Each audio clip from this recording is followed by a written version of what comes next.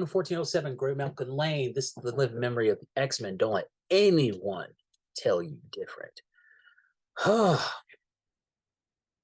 Iceman, #2, written by Stephen Orlando with Vincismo Carretu with Hava Tartig. I can't pronounce any of that. I'm sorry. I apologize. It's not. I'm trying. I have a hard time with Duolingo. Okay, so this is part 2 of the limited series of Iceman, the Astonishing Iceman. We're we get the two of them. They're talking about what the current situation. Bobby can't stay out that long because if he does, his body will fall apart, all that stuff. But we get something from the past that I thought I thought it was something else, but apparently they changed it.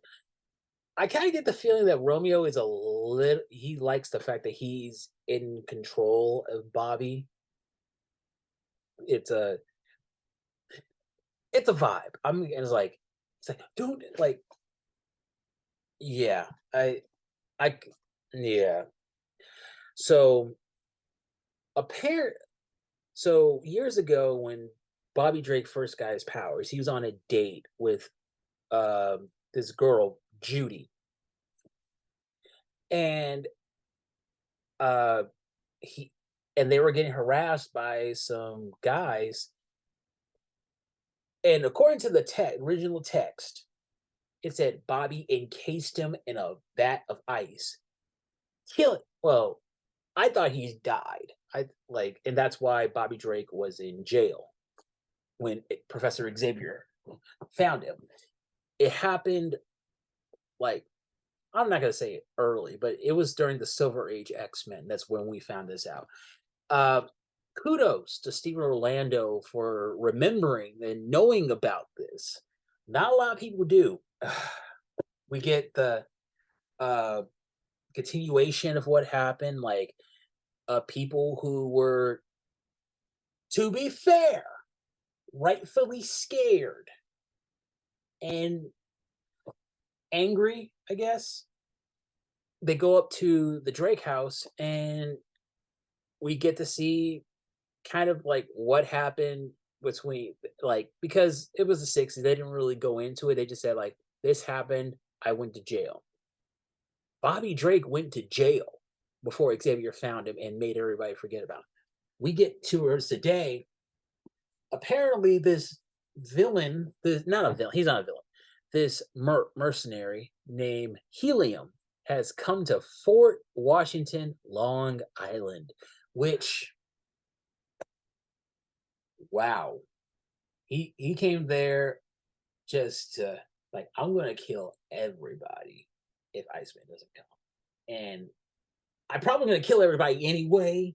But uh, we, it's weird. Orcus uh, came through, uh, bought all these anti-mutant, not anti-mutant.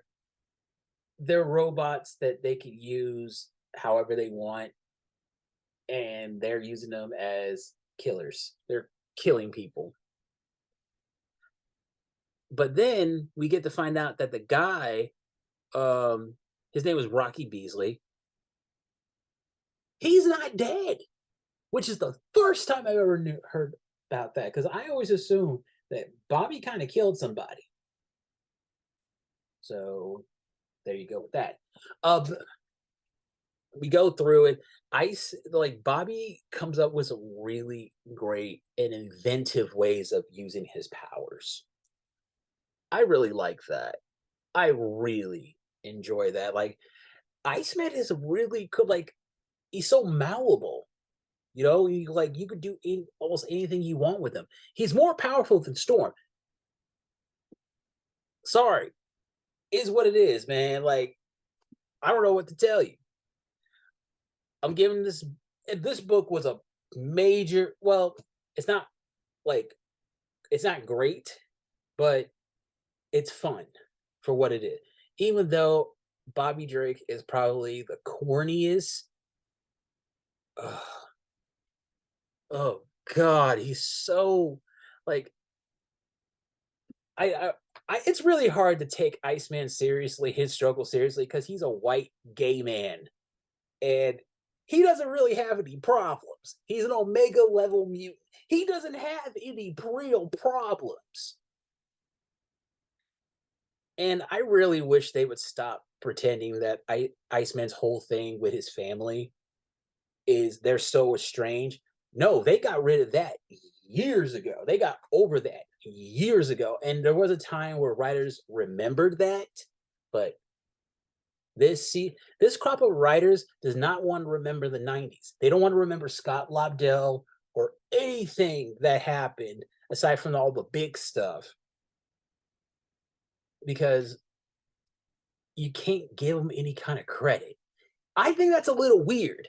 I don't know, but I'm giving this book 3 out of 5 stars because the way Iceman did all of it, that's cool. And the upcoming villain, the next Merc that Orcus is setting their way to go after Iceman. I have not seen him since Uncanny X-Men 398, which came out. What? When did that? Oh yeah, yeah. That came out like December. Yeah. Whoa. It was a while ago. But this is 1407 Grandma Lane. I'll see you soon. That's why he's the GOAT! The GOAT!